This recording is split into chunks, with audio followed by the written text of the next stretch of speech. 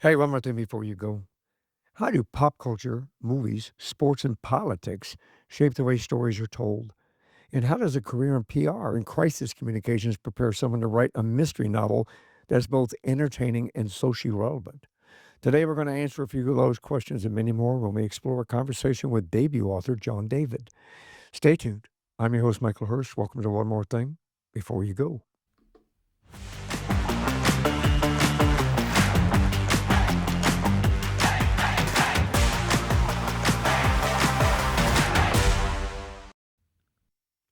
Today, we're joined by John David. He's a longtime public relations and crisis communications consultant. He's a corporate ghostwriter and the author of a nonfiction book, How to Protect or Destroy Your Reputation Online. His debut mystery novel, The Bystander, was released by Tool Publishing in September 2025 and has already won the Page Turner Award for Mystery Novels, been longlisted for the BPA First Novel Award, and named a finalist for the Story Trade Book Award. John is also a member of the International Thriller Writers Debut Author Program. When he's not writing, he enjoys fishing, talking politics, and following the Florida Gators. Today, we'll dive into pop culture, movies, sports, and politics, and their influence upon a creative output and what his journey can teach us about storytelling in today's world. Welcome to the show, John. Thank you for having me, Michael. I really appreciate it. A great introduction. Why, thank you. So you earned it. Definitely earned it. You know, I love this podcast because I have great conversation with people like you, and what you've created, where you've come from, and what you're bringing to the world, and what you're sharing with the world. But I always like to start at the beginning because I know every creative journey begins with a spark, but it also starts with the beginning. Where'd you grow up? I was born in Western New York, in Buffalo, New York. I lived there till I was 10 years old. And it was, it was in the end of I was born in the end of the 1970s. The economy in Buffalo, New York wasn't so hot. And my father had spent his lifetime living in the cold weather and decided to move to Florida. And so when I was 10 years old, I moved to Miami, Florida. And I always tell people I got a lifetime's worth of snow in 10 years living in Buffalo, New York, which was a great place to be a kid, and a great place to grow up. But then I made the big shift, about as big of a shift as you can in the US, and I went to sunny and hot and steamy, muggy South Florida. I grew up in Colorado, so I know it's not as cold as Buffalo in the wintertime, but we lived at about 8,500 feet up behind Pikes Peak. Our front yard is with the backside of Pikes Peak, Cool. so we got 30-inch snows in May, Sure. those kind of things. So I can feel you, definitely. Um, Yeah. that's why we moved to Arizona when I retired from the police department. We came down here to where it was, like, a lot warmer, Yep. and there is no snow. Right, a lot drier. Yeah, my son's was a Boy Scout. I was actually a scout leader. My son was, Eagle Scout, and they went to Pikes Peak in the summer, um, Mm, and, as part of, there was an adventure camping thing they went to in New Mexico, and they stopped in Pikes Peak, and they went up there, and they actually I think that was where my son first saw snow, which oh, was really? Pikes Peak in, like, June. It was Yeah, like yeah, it's it actually was something like that, or May, or it was like he first saw snow, yeah. in at Pikes Peak in June, something like that. It's pretty Yeah, funny. it's interesting because they had to, they do the Pikes Peak Hill Climb there and, with race cars, and it's like an Oh, wow. international race, and, Okay. they've had to at least when I was still there, and I think they have since, there were a few times where they actually had to postpone the race because it snowed on Sure. July, in the first Yeah, week yeah, of yeah, July. yeah. So my recollection is right, yeah, the boys went up there, and then I guess they took a bus up there, and then they ride bikes coast down, and Wow. they start off with, like, heavy coats on, and then every couple miles, they stop and peel off a layer Peel off a until they get to layer. the bottom. It's Yeah, I don't miss pretty those cool days. experience. I didn't go, but I got the whole report. Cool place. Yeah, it is. Very, very much so. I loved it. I loved it. You were in PR. How'd you get involved in PR? So I studied journalism when I was in college, and I actually, majored in public relations at the University of Florida, and, that's what I studied. I was always a writer, my whole life, and I was in the College of Journalism at the University of Florida, and I studied public relations, and I got out of school, and I went hunting for a job, and I found myself as a public relations consultant. And I did that, and I'm still doing that. It's still my, my primary career, working in communications and public relations, marketing, that whole world. Well, But I was a day-to-day wonderful. publicist, for, gosh, 25 plus years, pitching stories to reporters, journalists all around the country, local news, national news, radio, TV, cable TV, you name it. Damn it. I appreciate that. I've dealt with a lot of, I did 2 film festivals and some screenwriting conferences, so I had a public relations manager that worked with us very well, so I respect what you guys do. As a journalist viewpoint, my father was a journalist, Oh, and, cool. I grew up in a newsroom, actually. It was one of those things where, he would bring me to work and, as a young child, and this is back when they had typewriters, didn't have Sure, computers yet. So sure. you'd see 50 desks all around Yeah. the room and everybody just it's all Yep. you could hear. Yeah. Yeah, Just and then it got really quiet once word processor started. When I was in journalism school, I learned how to type on a manual typewriter when I was in junior high, and then when I was in journalism school, we had, the weed out class in journalism was called reporting. It was like Reporting 3000 or something like that. And when I took it, I was one of the last group that had this experience was they would we had typewriters, electric typewriters, IBM Selectric typewriters. And so the assignment would be you have 5 here are the facts, you have 5 minutes to be write the lead paragraph of a news story. And like the professor would walk over to the wall and he would flip a switch and the typewriters would turn on. And then he would look at his watch. He goes, "Hey, okay, you got 5 minutes," and you'd have to type out and format, the lead wow. paragraph of a news story in 5 minutes. Because after 5 minutes, he would go to the wall and turn the switch off and turn the typewriters off. Uh, And that was my, introduction one of my introductions to, real, like, deadline pressure, of in the academic world. oh, that's brilliant. That's brilliant. It's better than pencils down, Right, right, right. kind of a Yeah. thing, and you're still trying to squeeze stuff in Yeah, yeah, right at you the end. there was Mhm. no last second, maybe they gave us, a minute or something if we wanted to, like, mark it up and try to fix it a little bit, like, using the proper corrections, but Mm. basically it was, "You gotta do this in 5 minutes or you're done," Are you or, done? That's you're done, crazy cool. yeah, That crazy cool. good old days. What first inspired you to write The Bystander? I mean, you've had an amazing career already, and, like my father, he always had that novel deep down inside. Yeah, I've thought about that. I never really written any fiction. I read a lot of fiction when I was, younger, and so when I was single, I was a kind of I wasn't a I wasn't a book a week guy. I was kind of like a couple books a month guy, and I read lots of thrillers and mystery novels and things like that. Heavily influenced by John Grisham and um, down here a guy named Carl Hyacin. He's pretty famous writer. Um, and but then I got married, I had kids, and life changes, and I really didn't read a lot of fiction for a long time. My my golf game went away, and my fiction reading kind of went away at the same time. Um, and, um, and then after my kids went to college and I had a little more time and I started listening to audiobooks on, when I was exercising in the morning and I kind of reacquainted myself with mystery novels. And then I just about 3 years ago, I had an idea for a novel and I started doing it. And it was an actual incident that happened that inspired me to start writing. Um, and so that's what happened. I was like, I worked on I had an idea for a novel, 25 years ago, but it was wasn't very good. I wrote a few pages. It wasn't very good. So I I've I think that since I think that the improved my time craft, I think, is what I improved my ability to write over during my business career, which helped.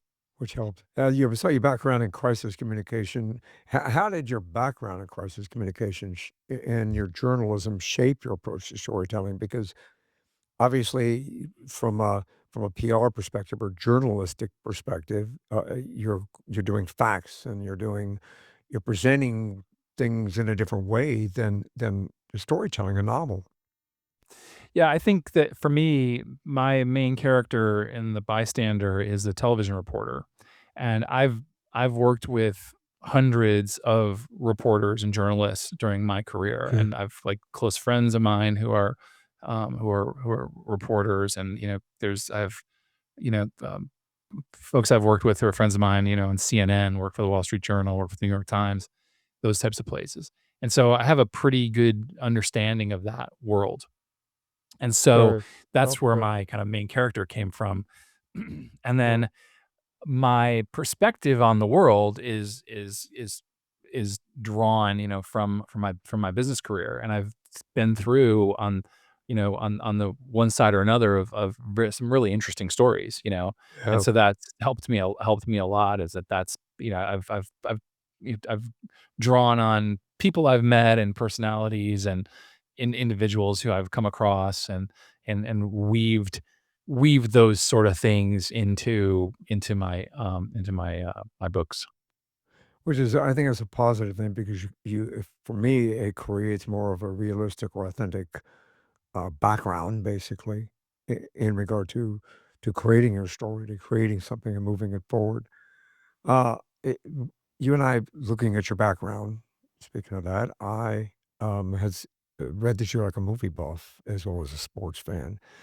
I love movies. I've got a collection of about 3,000 that go way back to old movies all the way to present. That's great. Um, how's your movie buff and your sports fan aspects, how those passions influence the creative voice?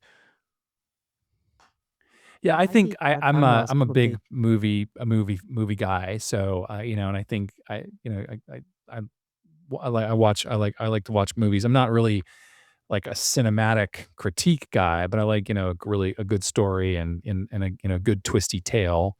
um, I think is something that's good and funny and humorous movies and things that stick with you like that. And I find myself quoting movies in situations, sometimes incredibly obscure things pop into my head. uh, but that I've had some folks who've read my book have said it was kind of cinematic. It was like reads like a movie, which I think is a great, very flattering compliment. And then I sort of think I try to think visually, try to keep the story going. But movies move. Yeah, movies have to go fast. Your viewer, your audience gets bored. So I try to keep my when I write books, I try to keep them moving quickly. So I think that's probably one thing that is influenced by movies. And then sports is just, I'm a big college football fan, and I follow I follow all the sports, I watch all kinds of stuff. And but so I kind of weave that into the storytelling too. The Bystanders opens on the weekend of the Florida Georgia college football game, which is a big rivalry game every October. And so I Right. use that as sort of the backdrop for the book. That's where it starts, and it was a convenient place for me to start it, and also something that I knew about. I know about that. I know about college football. I know about the rivalry. I know about the city that the game is held in, and that makes it more. To me, it makes it more feel more real when it's it's got at least got a toe in reality. Yeah, I agree with that. I say it gives a more authentic approach to it, I think, with the background, something like that. Did politics play a shape in your novel as well? Oh, absolutely. I mean, one of the issues that comes up in my book is that it's there's it opens with. I mean, and I guess I probably would be helpful to sort of describe the sort of incident that inspired this. Um, is back 3 years ago, there was like kind of two things sort of happened, in my life that were interesting for this book. One is that I had a barbecue at my house, and I was my brother came to my house, and my brother-in-law also came to my house. They're both veterans, and they're both gun guys. My brother likes to hunt. My brother-in-law um, sells knives and tchotchkes and stuff at the gun shows, and we had this kind of long conversation about gun rights and gun laws and all that stuff. And I'm kind of in the middle, like politically when it comes to guns. Like, listen, it's in the your right to bear arms. It's in the Constitution. It's undeniable that the ship has sailed on that. Right, the horse is out of the barn. We're not changing that. But at the same time, I do wonder, you know, do we need so many? That's kind of my question. Do we need so many guns? Do we need guns that are as powerful as they are? And it's an interesting debate. And so I had this, like I said, I had this barbecue, and I was talking to my brother and my brother-in-law, and most of the conversation was them explaining to me how wrong I was and how my opinion was invalid. you know, if you have a brother and a brother-in-law, Yep, how those conversations go. absolutely. And it was, all in good, all in a good time. And then more importantly, 3 in the summer of 3 years ago, there was an incident at a mall in Indiana, and a guy went into a mall in Indiana with an assault rifle, and started shooting, and he killed 3 people. But there was a young man at the food court in the mall in Indiana. His name is Eli Dickin, and Eli Dickin was carrying his handgun, and he took out his gun and he shot and killed the active shooter. And first and foremost, Eli Dickin is a hero. You know, it's a word that gets thrown around a lot, but he's a real hero. He saved people's lives that day. He saved a lot of people's lives that day, and it's sort of an amazing story all by itself. And but I was like fascinated by the story, because when I little look at it, I'm like going, yeah, this sort of ended it in a way that's better than there was a better outcome of this than there could have been. There could have been a much worse outcome, but at the same time, my thought process was, is this the way it's supposed to be? Like, are we supposed? This is kind of like the Wild West. Are we supposed to be policing ourselves, or should there be something else happening here? And that's where the backdrop and the political backdrop of the book, that's like, what is those questions come up? Like, okay, should we be, um, is this the way life should be? Should we be solving this like Clint Eastwood, or should we be solving this some other way? And it's just, to me, it's an interesting conversation, and that kind of finds its way into the book as well. But I try to be very even-handed about it and not to get overly, one Yep. side or the other. And I had a lot of people, thankfully, have said to me, that they read the book, and they saw my perspectives that I've given my characters on it, and they don't know where I Yeah. fall. Like, so I said, "Okay, that's good." Then I did a good job because I didn't give myself away, or like, and then the reason they can't figure out where I fall is because, like, I think I fall in the middle. Well, I think that's a safe way to go. I mean, obviously, if myself, even as a retired police Yeah, sergeant, I'm that sure I you am. have I'm sure you have opinions. Yeah, it's a double-edged sword, so to speak, in Yeah, regard to that, because I have a concealed weapons permit that I'm with me all the time because, well, 2 reasons, because I still have people that I put in jail a long time ago that are now getting out of jail right. and weren't very Sure, happy when I put them in jail. sure, sure. So it's a personal protective type thing, and, my views are this: I think that, in my patrol car, in several other patrol car, because I was a sergeant, I carried an AR-15 in my patrol car, for incidences that required a higher level of force if necessary. So my opinion varies upon that as well. I don't think that, everybody and their neighbor needs to have an AR-15, and that's just my personal opinion. I think that they should be only in the hands of individuals that are trained properly, number 1, and the necessity arises for them. So and I know there's a balance because as a cop, I always get asked that question too. Where do you fall on this? I believe in the Second Amendment. I believe in the right to carry and bear arms. But if you walk through Phoenix any day and time in the Phoenix metro area, which is about 6 million people in the Phoenix metro area, which includes Phoenix, Glendale, Peoria, Scottsdale, and it's all butted up next to each other. There are shootings every day. Which it's like, down here, you don't have to have a concealed weapons permit, you can carry a weapon. So it's one of these things example, 2 bikers got into it in the middle of the road. They were shooting each other, one shot one, and then a guy in a car hit the other guy who was shooting at the first guy in the first place. So, it was a huge mess, and it was all in the middle of an intersection. So, and see, sometimes you have to pause and say, "Does everybody need to have them?" So I agree with you. I Yeah, I think mean, that like, it's an interesting question, right? I mean, it's, like, you could sit here and say, "Yeah, you're saying it happened, in a intersection in Phoenix." I mean, the first thing, it could be an intersection anywhere, any major city in exactly. the country. It could also be outside the saloon at the, OK OK Corral. I Corral. mean, it's like we've to me, it's Yeah. interesting, right? And again, I don't have an answer, but it's interesting.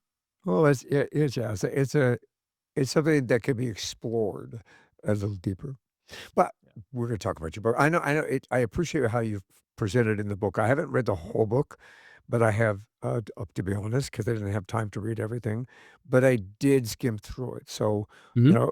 well done in the way that you presented it. I I appreciate appreciate that. that. And we know that, motives are powerful, process of turning ideas into finished novels where creativity meets discipline. Can we talk a bit about like how you approach? I love how you take.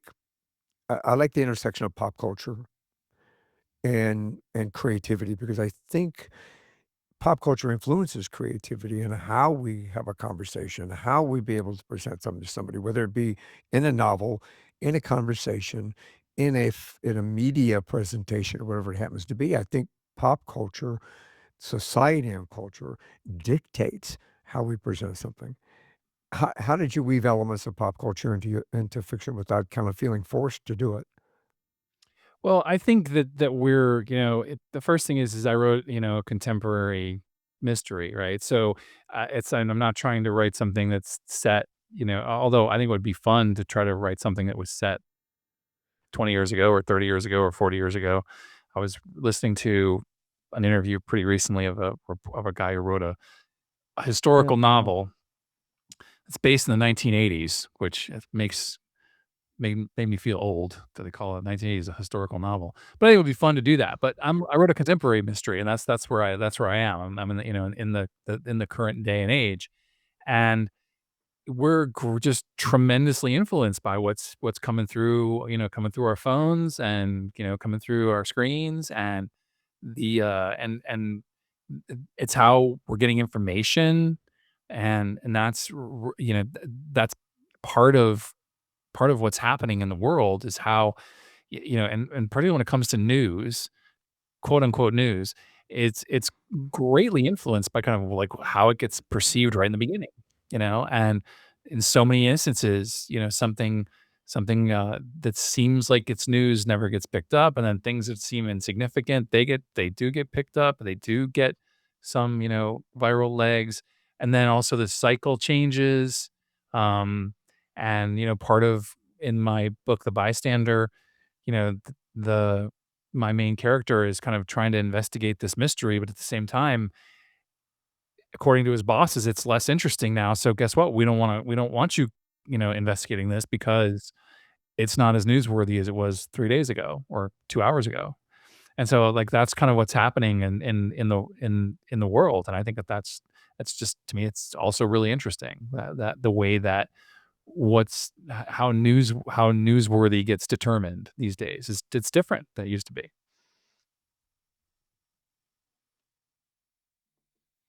I think I agree with you. I think that um, especially in today's environment, as on fire as it is all across, not just locally, but across the world, so much that is being presented to us within the media. no matter where it comes from, it can be inflammatory as well as informative, unfortunately. I think you have the balance that you found is a good balance because it allows for the implementation of current events. And I have to laugh. We talk about being the olden days, whoever said that to you about the 80s being like historical or way back when. Um, yeah, that's not that far ago because then we have to admit how Well old we are, right? well, right, well, yeah, well, that's part of that's right, we're in the same boat in that thought pro but the point that what I was making was the author wrote this book set in the '80s, and it was a lots of, like, 80s nostalgia for this guy. He's probably a I think he was, yeah, he's my age. I'm 57, so he's my age. So he grew up, and it grew up in the '80s, and just like I did. I mean, I was greatly influenced by the 1980s. But what he didn't call it a historical novel. It's like the powers that The be powers that called be did. called it a historical novel because Oh, it takes place, 40 years ago. And if well, when you were a kid, I'm not gonna guess, or make any assumptions. But if somebody said, "Oh yeah, okay, well this book was set in the 1920s," you know, or the ninth, you might say, "Oh yeah, that's pretty long. That was a long uh, time ago, right? That's historical." Like now it's 100 years ago, but it's just yeah. weird right now. 50 years ago, sadly, it was the 1970s. So it's kind of weird. And that's I grew up in the '60s and the '70s. Right, right. I'm a few short years from 70, so, yeah, to me, it feels ancient. It feels a long time ago, but sometimes it feels like yesterday. Right, right. So, we have to look at it from that perspective. I won't tell you, it's we're in media. We shouldn't say exactly how old we are. So we'll say that I'm mid 60s. Yeah, I have no problem saying how old I am. It's No, fine. I am who I am, but that's it fine. it's kind of one of these things. When we look back and people talk about age, I'm 66 years old. I'll be going into my 67th year here shortly. I mean, I'm already into my 67th year going into it. Mm, Realistically, so many things in my lifetime could have changed me not being here. So, I'm proud of achieving this age in spite of everything that has taken place. And, we have to, and one more thing before you go was actually started on a lot of that. My father, sure. my father died when he was 39 years old. His father died when he was 27 years old. Wow. His father before him at 43, and the father before him at 47. Wow. So, in Okay. reality, 66 to me is an achievement for my side of Yeah, the family. yeah, you're icing, right? You're on the icing Exactly. phase of I the cake. I'm the ancient part of that.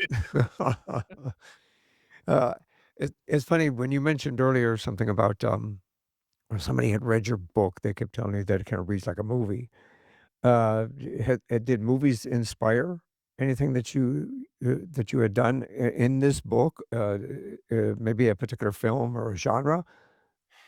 No, I but think they that I the I'm for mm, me, it's just I've seen, all the action movies you see and the mystery movies you see, even like TV and, Law and Order and things yeah, like that.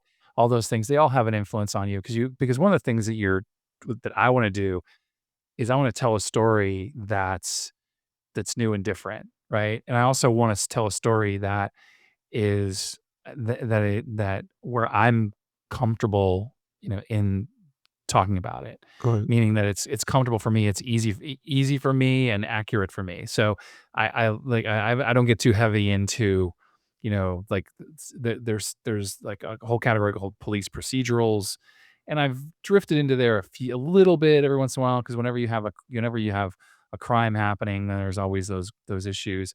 Um, but I mean, I don't want to get too heavy into DNA results and stuff like that. good. Um, and that's really you get such a heavy dose of all those things. You watch Dateline or or, a Law& and Order episode or watch Dateline on true crime podcasts, things like that. But for me, Mm. it's always, I think, just telling an interesting story, trying to develop interesting characters, and having the story move, like, that to me Right. is that I want the story to move. I wanna have come up with some interesting twists and, surprise my audience every once in a while, and keep it clipping along so that they keep turning the page. That's the goal. I mean, that's the goal. Keep them interested, keep them turning the page. Yeah, I would have a I think a difficult time in writing something like this, especially a crime thing, because it I have this problem, I have to admit. My wife has now joined me in this. I've recruited her. I've trained her. She's gone through the FTO program now. We watch a police show on TV, and it's like, they wouldn't do that. That's not the way they would do that. They would do it this way, and this way.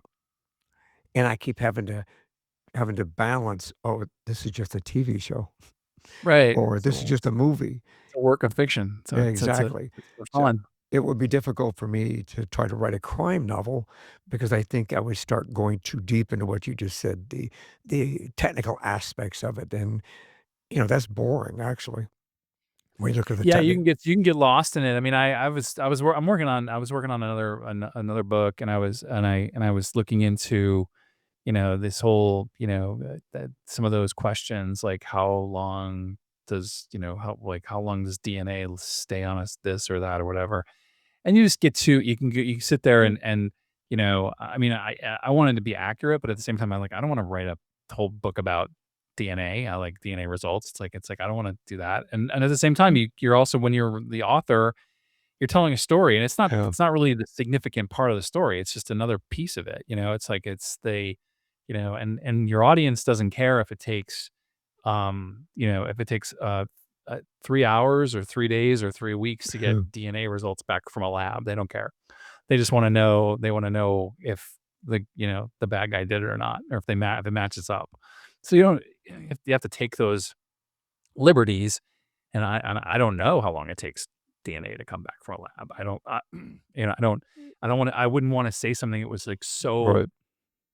that I know it doesn't work instantaneously, like in science fiction, like a science fiction novel would do it, but I also, don't think the audience really would care if it's 3 days or 3 weeks, and for me, Right. I try to write my books, the books I've written so far, they all take place in a week or so period. I'm trying to write a sort of fast-paced thing, and, I can't be bogged down with truth and reality of science when I'm trying to tell a Yeah, quick story.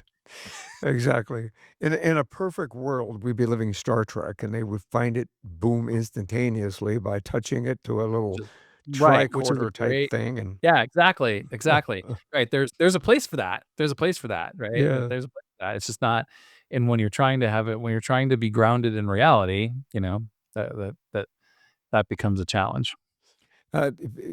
Along that same line, politics can be polarizing. How do you balance political themes with, like, the entertainment value in your book? Um, it's tricky, because um, it's polarizing, right? So you don't wanna say something that you don't wanna characterize somebody that, one way or another. I had my editor wanted to make sure, gave me some good advice, and it's like, you need to make some of these political characters, you have to make them different enough from the real person, because you want your book to have longevity, right? So in other words, you don't want to have you don't want to, for example, in my book, there's there's an appearance by the governor of the state of Florida, right? And my editor recommended, listen, if you want people to be able to read this book in 3 years, and just you make sure the editors, I mean, make sure the governor is not a parody of the current governor. You want it to be, make this character as interesting as possible, but have him be kind of evergreen, that it's not immediately You're just you that that's the current governor, right? And so those are things that I'm learning as I go. Like I don't want to be too close to reality, particularly with political stuff, because then you could get people upset with you. So Yeah. I have another character in The Bystander that's a like a television national TV host, national TV commentator, Mhm. and I had a very direct vision in my head of who I was parodying in this, and uh, and so the I had one reader say, "Oh my gosh, that's so exactly," and she named a different person. So she was like, so I was like, okay, that one I got right. So like I was trying to in my head was envisioning one person, and then on the other side, it's actually somebody else, And so the reader in their mind thought I was trying to be specifically one person, and I was actually not trying to be that person. So that worked itself out, and like that's what. So Yeah.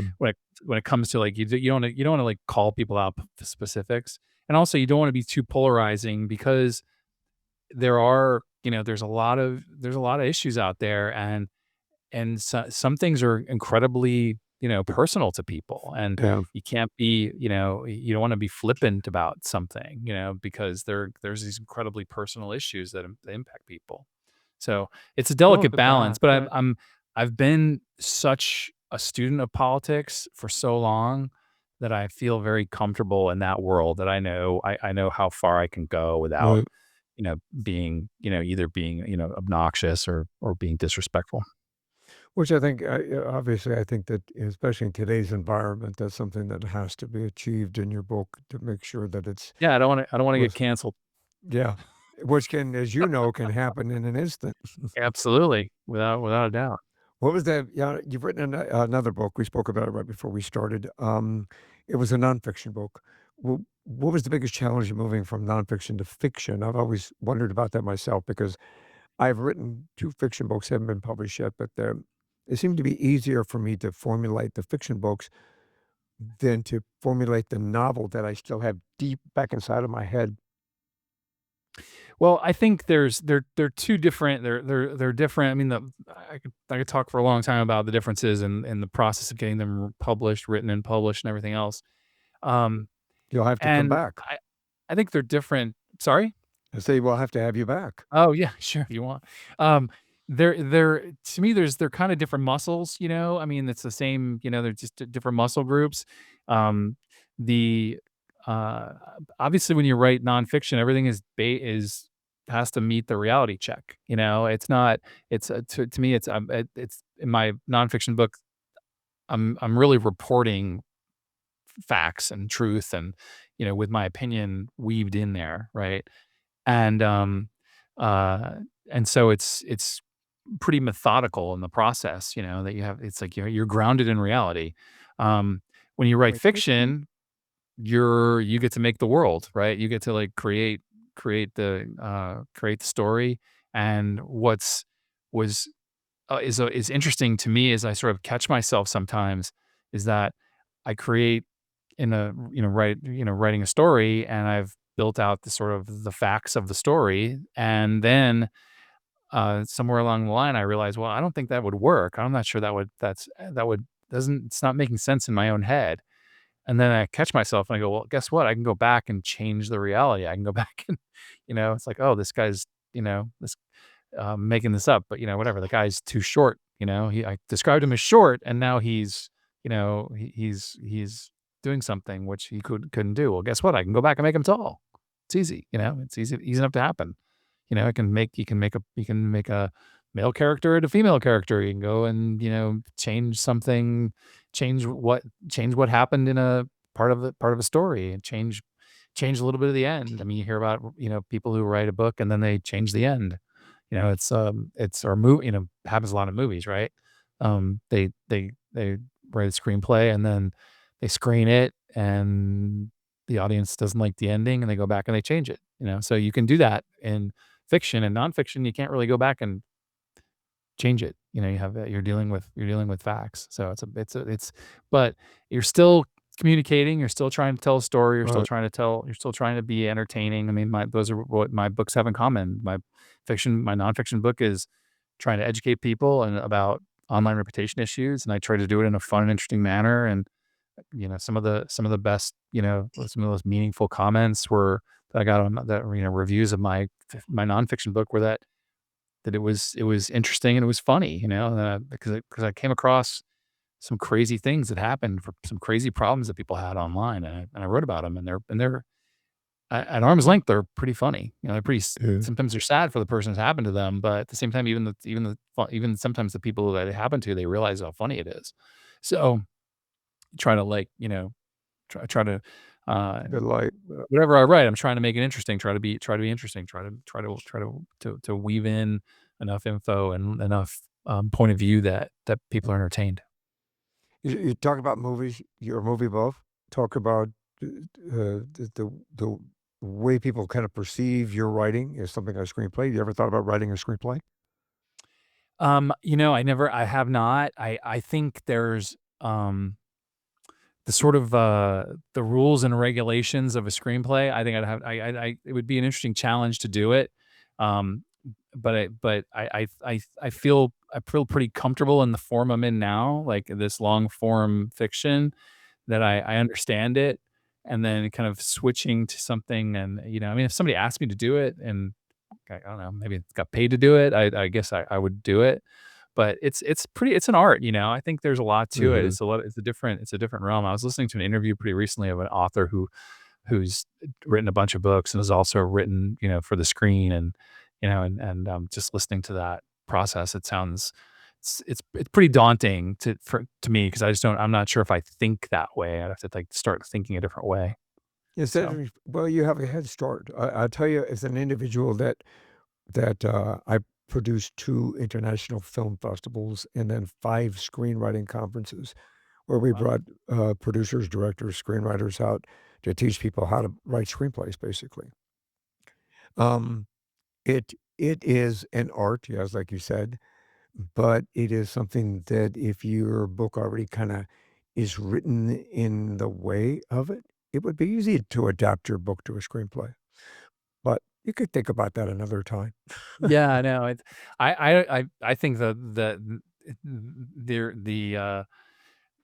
only world that's, I mean, I think that the literary world is, like, littered with great books that never been published, and it's probably that mound of Yeah. manuscripts is probably dwarfed by the number of screenplays that have never been seen.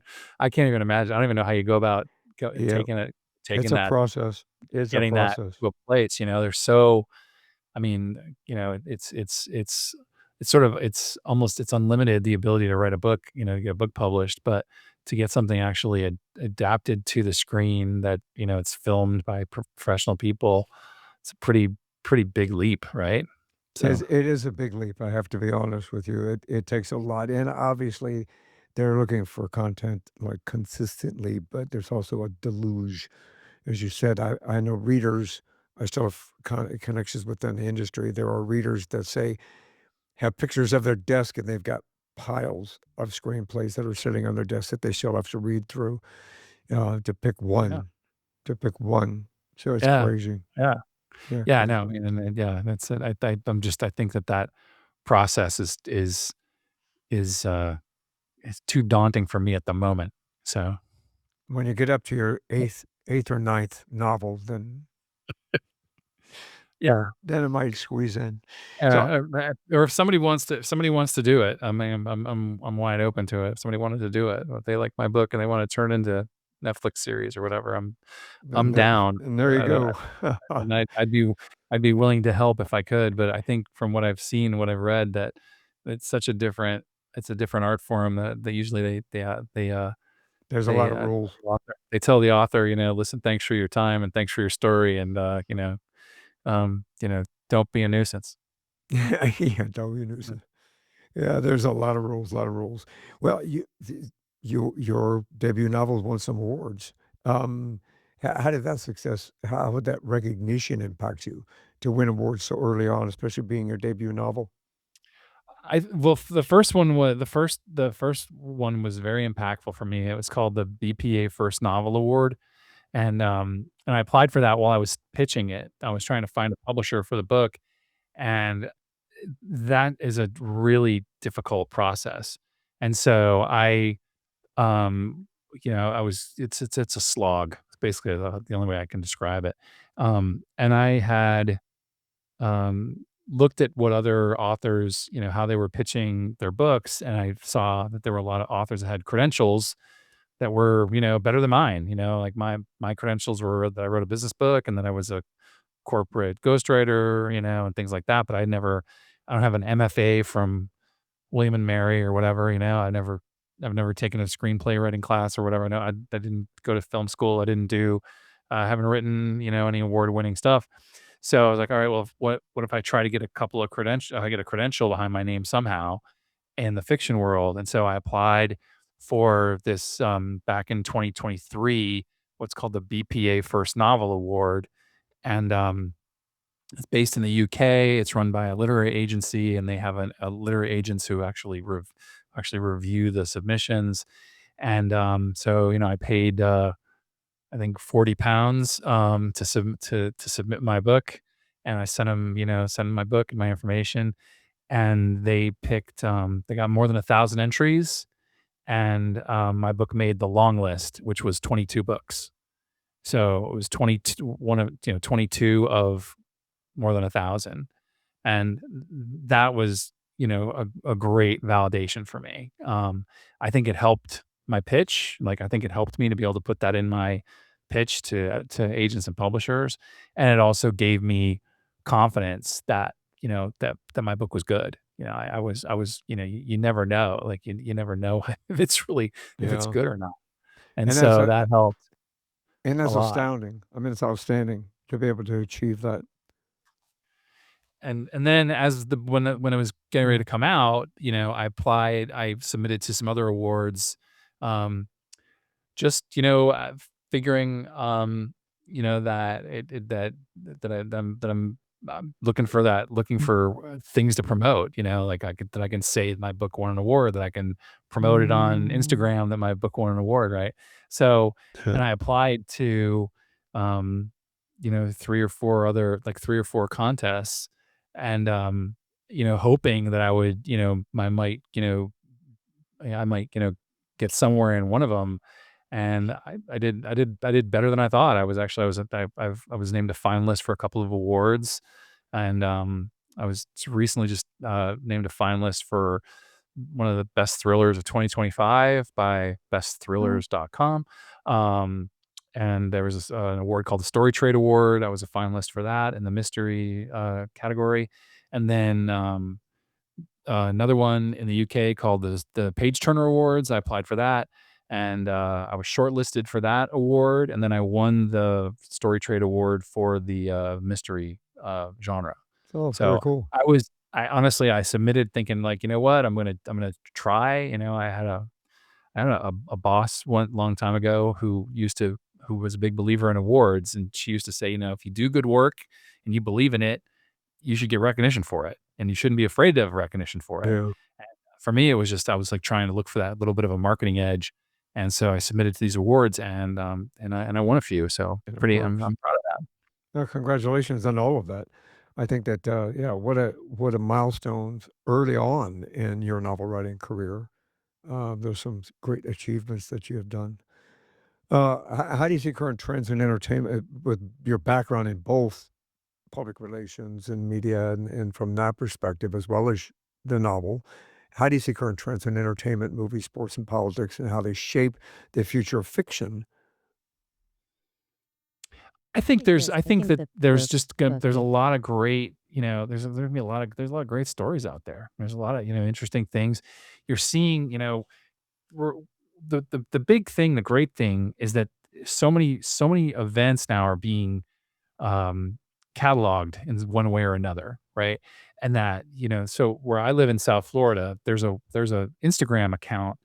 I live in Miami-Dade County, and there's a Instagram account called Only in Dade, and it's basically user driven. I don't know exactly how it works, but they people who are out on the street and something happens, they film it on their phone and they submit it to this Only in Dade who curates the stuff, and they publish it. And it's it's really how a lot of people are getting their news. And it's also it's more authentic, I think, because it's you get to see it with your own 2 eyes, like, this is what's happening in front of me, right? It's not being filtered by a reporter or whatever. And I think that there's just we're really uncovering more interesting stuff every day because of the proliferation of, mobile phones and the ability for people to, um, create quality video with the camera that's in their pocket, and then turn that into something, right? And so I Yeah. think there's lots of Well, stories are being uncovered, um, that more so than what we've had in the past through the traditional filters. Um, and so and it's just it's and everything's moving really quick. So like that's the other thing is everything's moving really fast. So there's hmm. trends are shorter than they used to be, and but there's finding. I think it's easier to find interesting stuff because there's more people creating different types of content, creating and documenting and cataloging what's happening around us. So I think it's all going to start to it's influencing. I think it's already influencing how we tell stories. Well, it's influenced, I think, tremendously past that in regard to, like you said, you have a phone in your pocket that's a computer that literally you can get news instantaneously and live. You don't have to wait for it to go through the media to be able to, like you said, filter it, censor it, or whatever the case may be. You can pick your phone up, open the app or open the media, and you have instantaneous connection, which is Absolutely, absolutely, and I think it's and we originally were sort of looking at this as a of receiving information, and it's like I remember when, and this is, whatever it was, 20 plus years ago, I met a guy who, was at a bar on a Friday night or whatever it was, and he had a pager type device, pre-iPhone, and this pager type device would, he was getting sports scores. So he was like, he would know like who won the baseball game and whatever else is before. And that was like, oh, okay, that's the future. The future is we're all going to yeah, have a device that's going to send us information. And now what's happened is now we have a device where we can broadcast information. And so yeah. now it's not just receiving, it's pushing it out there. And that's the thing. I was driving pretty recently, and he's a police officer, you'd probably really appreciate this. There was a guy who clearly had some problem with his car, okay? He had his hood up. He was driving on the Florida Turnpike He was with his driving with hood his up, hood up. with his hood up. So, and I was in my car, and I was going, for purposes of this communication, like 2 miles an hour over the speed limit, going past him. And, I was thinking to myself, I should, if I was in the passenger seat of my car, I would be filming this and sending it to one of these websites because it Right. was, to me, it was, I mean, super dangerous, but also like this is Florida. Florida's crazy, right? There's crazy people in Florida. This is what crazy people in Florida do. And I was, and my hope would be the guy would pull over, but at the same time, I'm like thinking to myself, man, I could film this and I could get some views off of this because it's nuts. And it's, Yeah. and I never would have, and the main thing is that I, nobody would believe me. Like if I told them, if, 20 years ago, I told them a story, like, oh no, that didn't happen. You're making that up. I'm like, oh, well, no, I got a picture of it. I got a Here it video of it. is, yeah, It's it's right online. here. It's not fake. It's not fake. It happened. Like this happened. And so I think there's all kinds of, that's opening up all kinds of ideas. It gives me ideas all the time. Like you I getting and more. I agree with you on all of it. I think it's an opportunity for us to be able to reach out and document something that needs to be documented from that perspective. But at the same time, I also have this underlying you when you watch somebody being assaulted or you watch somebody have something happening to somebody from that regard, everybody grabs their camera, and instead of helping or getting involved, to a point that, um, they should be protecting somebody, They're not Yeah. doing that. Instead, they're filming. Yeah. If it the Yeah. filming is No, you're more right. I important, mean, absolutely right. Like, first call 911 and then, and then film then worry once you about got it. documenting it. Um, and, and but, my instinct was to tell my kids is like, and just stay away from all that, don't get yourself in the Uh, middle of that. You never know. well, The guy who's so upset that he's fighting with another human being like that or is resisting a police officer, that's a dangerous person, so stay away very from much that so. person. Yeah, yeah. Yeah, Now, and when I yeah. say get involved, I agree with you. Just to clarify, call 911. Don't just pick up the phone. Do something first to get some help on the way. Yeah, But I mean, as absolutely. a cop, the first thing that I look at when I retired, for 6 months after I retired, I was still calling stuff in. And Right, the guys kept going, Sarge, you're retired. Take your break. Put your feet up. We got you. We right, got this, right, right? right, right. And my instinct is to always take a proactive approach in Yeah, regard to something like that. So for me, I understand the video aspect of it. But usually I'm with my wife or with my daughters. So it's you video or I'll call or you call and I'll do this kind of a thing. But yeah. that's around the story. How do you hope your work will influence conversations about storytelling in society? I hope my hope is that I entertain people and that they enjoy my books and that they'll buy the next one and tell their friends and, um, I don't set out. I covered a lot of some social issues in my book, but they really were part of trying to make the story more interesting and give it more depth. I'm not trying to solve any problems or anything like that. I don't have a larger societal mission. I wrote a mystery, contemporary mystery that's a work of fiction, and I want people to read it and be entertained, and it can be escapist and whatever. I don't, I'm not necessarily trying to get somebody to have a discussion about, moral fiber or anything like that. I mean, if folks want to talk about it, that's great. But to me, it's like the idea is it interesting and does it make you think a little bit? But does that as long as it's advancing the Yeah. story and you're entertained and amused and that's really my main goal. You want to take them on a journey. Yeah, I find that absolutely. whether it be a book or whether it be a television show or a movie, especially movies, it allows me that escape to go on a journey that I wouldn't normally be taking. So I think that you've achieved that within this book. Appreciate that. So, I appreciate that. let's talk about how to get it. Sure. So, Yeah, yeah, no, yeah, but Bystander is available on all the, online platforms. You can order it through your local bookstore. It's not gonna be on the shelf automatically.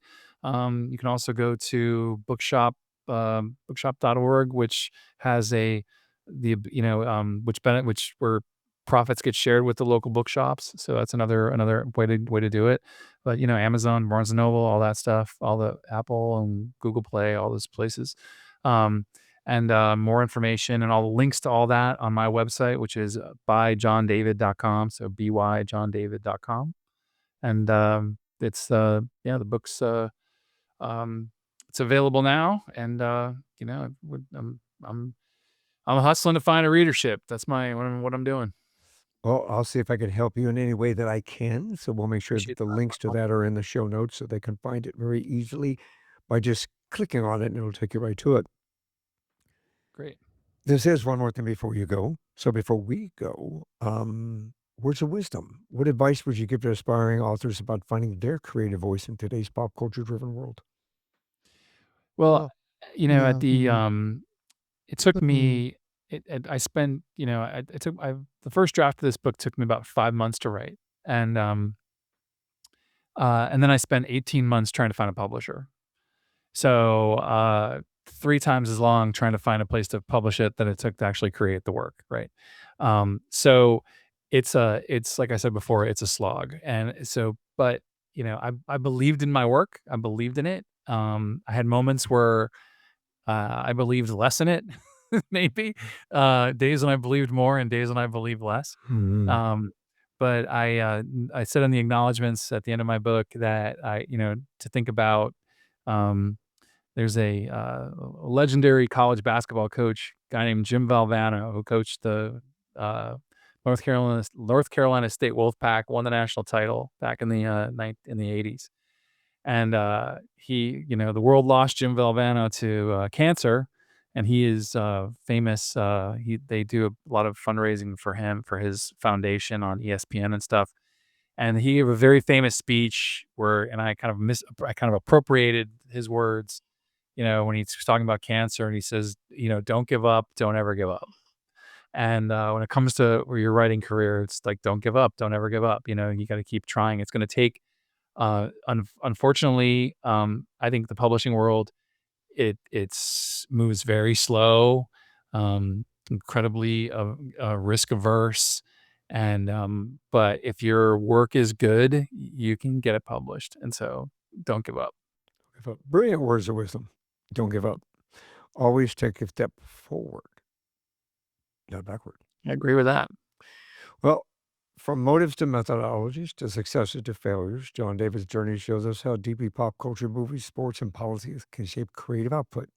His debut novel, The Bystander, is not just a mystery, it's a reflection of the world we live in and a reminder of the power of storytelling and a challenge and entertain. John, thank you for sharing your journey with us today. Thank you for sharing your wisdom, your experiences, the conversation. I really appreciate it. And for our listeners, if you're looking for a success, but let me try that again. If you're looking for a suspenseful, thought-provoking read, check out The Bystander from Tool Publishing. And one more thing before you go, well, I have it in the show notes as well so that you can find it really easy. So, John, thank you for being here. Again, thank you for sharing your journey and your wisdom with us. Thank you so much, Michael. It was a lot of fun. One more thing before you all go. Have a great day. Have a great week. And thank you for being part of this community. Thanks for listening to this episode of One More Thing Before You Go. Check out our website at beforeyougopodcast.com. You can find us as well as subscribe to the program and rate us on your favorite podcast listening platform.